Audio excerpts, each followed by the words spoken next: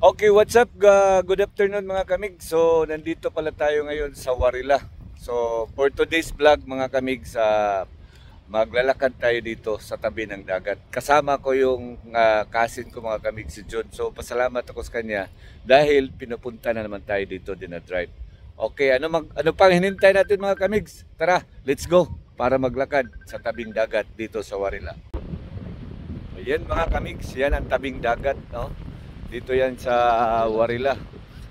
So napakagandang tingnan mga kamigs, no? So maganda rin ngayon, pasalamat tayo sa Panginoon dahil binigyan tayo ng magandang araw.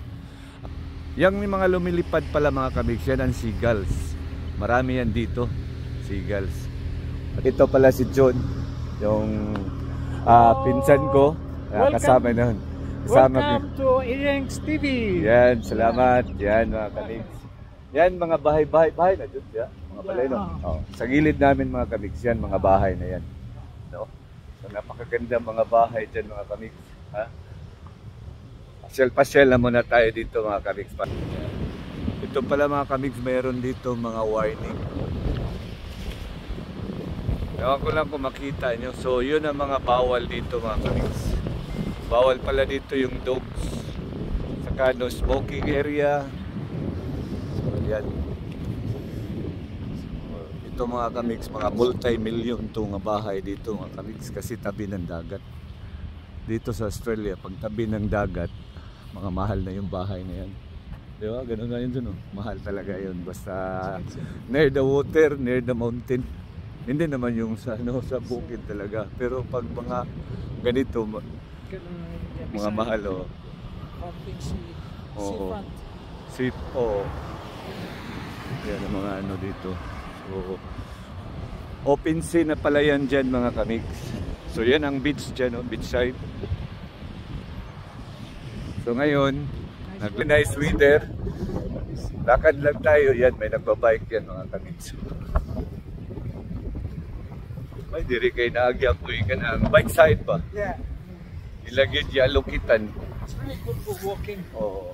Especially early in the morning or late in the afternoon. Oo. Tsaka alam mo yung mga kakamigs, tingnan nyo no, mainit na. Pero hindi masyadong mainit habang naglalakad ka dahil ang hangin malamig. So yun ang napakaganda dito mga kamigs. At saka hindi ka madaling pawisan dito habang maglakad ka mga kamigs. Oo. Kasi dahil parang iba talaga yung weather dito compare sa atin sa Pilipinas. Lakad ka lang ng ilang meters, pag under the sun ka, pawis ka na. Dito, 1 kilometer or 500 meters, hindi ka papawasan dyan. So yun ang nakaiba. Ang laki ng alon mga kamigs. That is an open sea na. Yan. Look at the weather mga kamigs, napakaganda. Ito yung pinakamagandang weather. Clear clouds, clear lahat. Yung hangin katamtaman lang. Time is 1:45 p.m. Just imagine, 1:45 p.m. Mainit na yan. Pero wag maglakad ka dito. Ano pa? Maganda yung malamig ang hangin. Sila yung ang hangin ang nagbabalance para hindi ka masyadong mainitan. Yan mga kamigs, magagandang bahay, tingnan niyo. Gumagamit na rin pala sila ng solar. Oh, yan. Mga solar panel. So, dito yan sa Warilla mga kamigs. Warilla Beach. Tingnan nyo mga kamigs.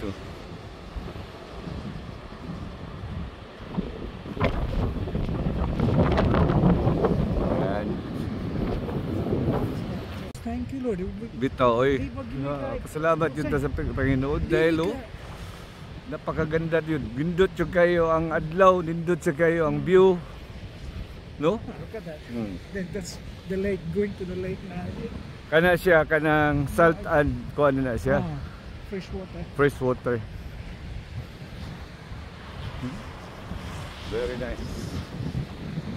Yun ang dinaanan natin kanina mga kamigs. Pinabalik ko lang sa inyo para makita nyo yung talaga kabuuhang view, no?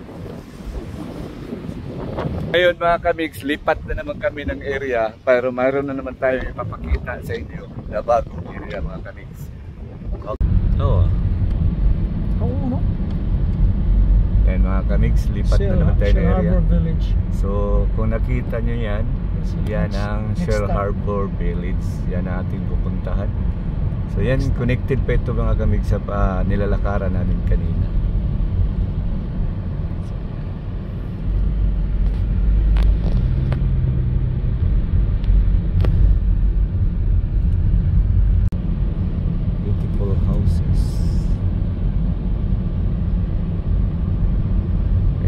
Thank you so much sa aking pinsan na si June. Hello mga kamigs. Yes.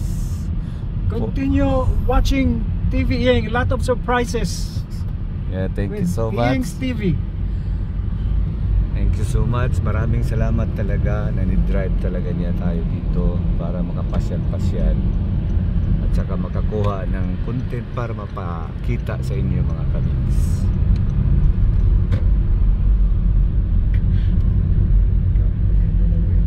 So nindot kita noon. So yan mga kamigs, yan ang rotonda.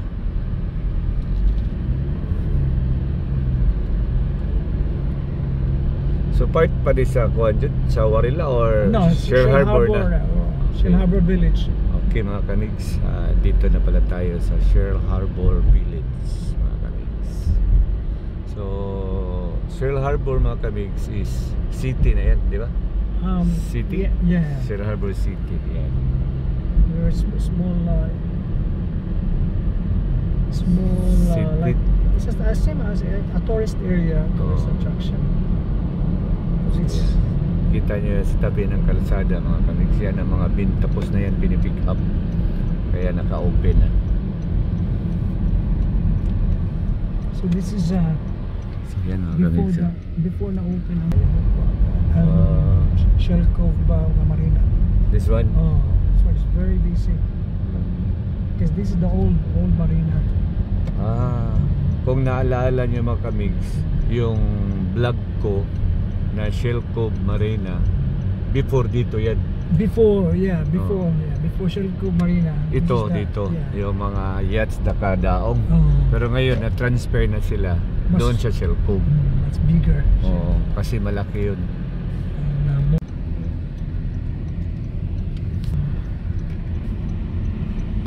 So mga kamigs, nandito na pala tayo sa Shell Harbor.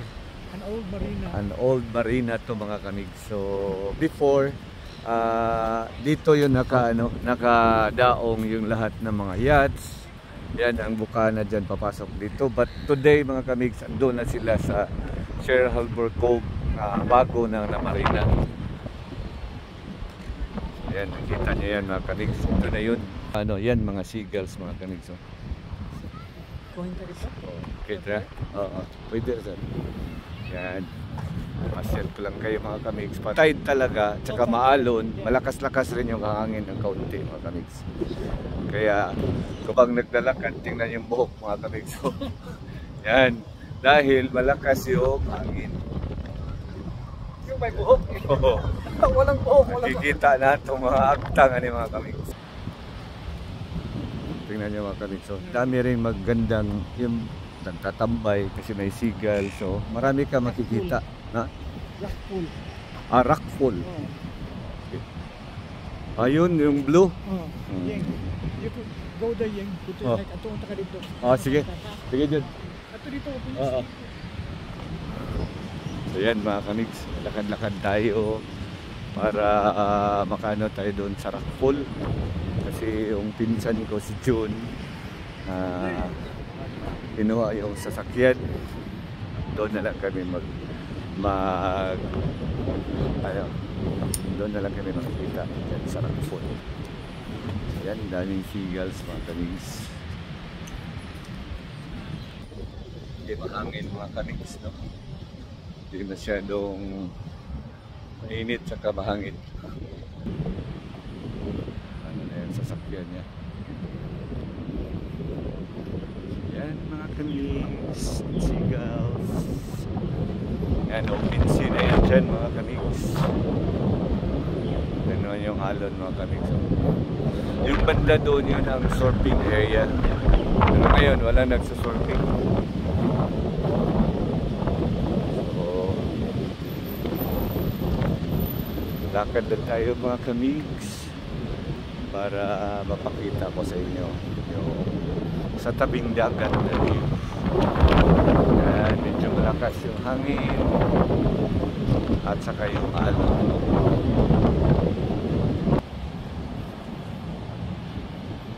Yan.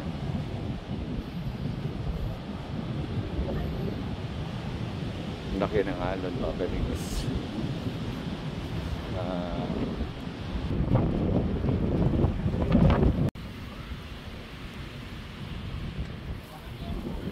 Yan na si John mga kamigs. Yung pinsan ko papunta doon para alis na naman kami. Ano sa'yo punsod? Very nice mga kamigs.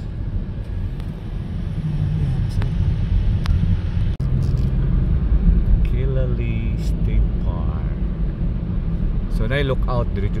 Yeah, beautiful. It's beautiful. And then there's 3 Saan yung kahoy? Nindot kayo no? Nagigit along daron ba? Nara tree? Nara ni? Nabas lang Nara dili siguro. Wala yung Nara dili. Philippines na ng Nara siguro. Para sa Nara no? Para Nara oh. Yan, Killalea Regional Park. So there's na po siya surfing inside sa Killalea na siya surfing area. So lookout. So we'll go first to the lookout, Killalea lookout. Okay. So mo ni siya camping area. Kani siya. Allowed ni sila at very safe. They're going to close the gate. Kung na activity. Night time. At night time. Don't know. Surf gear sa tapat mo ni siyang way to surfing area. Yeah, this way. Yeah. Kani siya morning lookout. There is first stop is the lookout. Nindot sa area. Nindot kay gitaw kag dream magdakag ka ng yes, campervan. Campervan campervan ang term ano. Mo nindot diri butang nimong campervan. So this is where you can really appreciate God's nature. Yes. God's creation, nature. Sakto jud do. Appreciate nature. That. Wow. Okay, we'll park. Parking muna tayo mga kamigs. Mga kamigs. Tingnan niyo mga kamigs. Napakaganda. Ma-overlook mo yung dagat mga kamigs. Saka dito mga kamigs, magbadala ka lang ng pagkain, upo-upo ka. No head free. Look at the nature. So dito lang yan mga kamigs sa Killalea. Killalea? Killalea. Yeah. Killalea State Park. So let's go to the lookout. Yan mga kamigs, yan ang lookout area na ma-overlook mo lahat. Wow!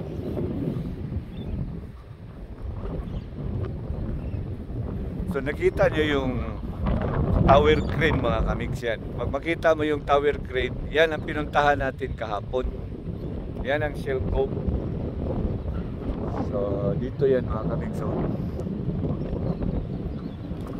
zoom natin mga kamigs ha, para makita nyo yung beach.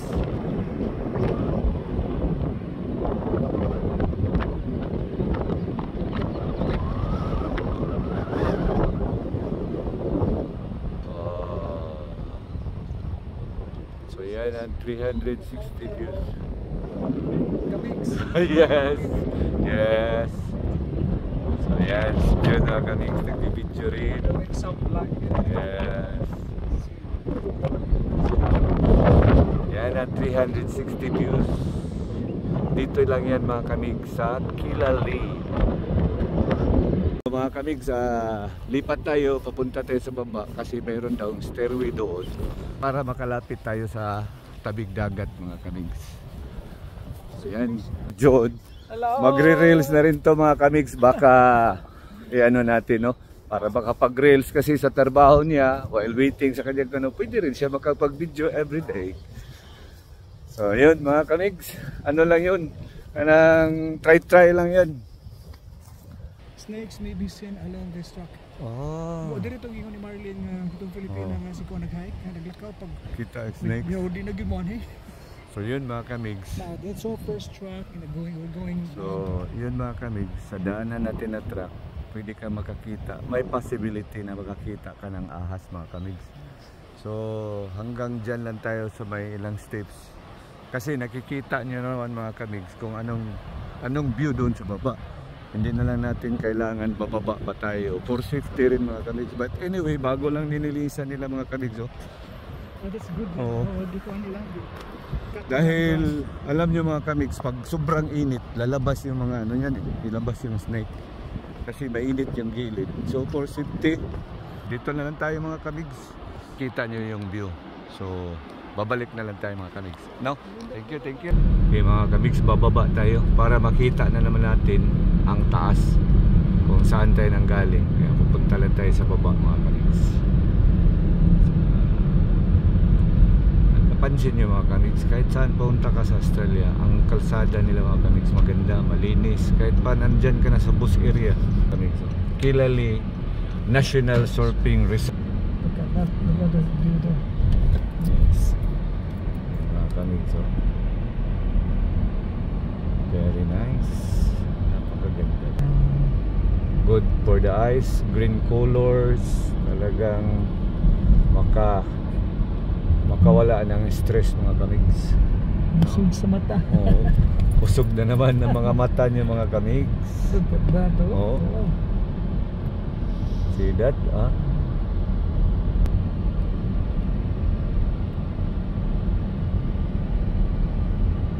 Very quiet today. Oh.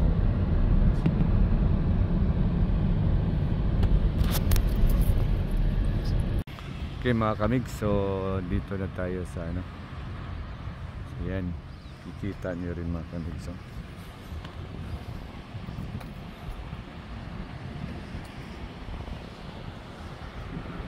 So galing tayo dyan mga kamigs sa itaas kanina.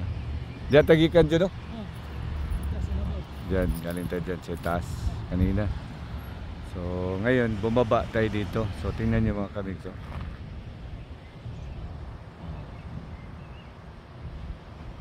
Maganda mga kamigs. Okay mga kamigs, shout out sa lahat ng aking subscribers, sa aking followers. Maraming salamat kay John. Shout out kay Inday at saka kay Maymay, kay Anton, daming langaw mga kamigs. Kay Angel. Yun ang mga kay Juby.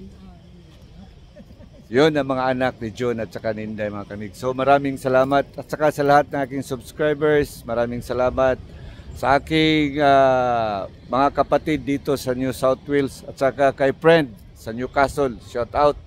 Kay Rachel sa Tasmania, shout out. Sa lahat ng aking kapatid doon sa Pilipinas, shout out sa inyong lahat. So mga kamigs, hanggang dito na lang. Stay safe everyone. God bless to all of us. Mabuhay and bye-bye.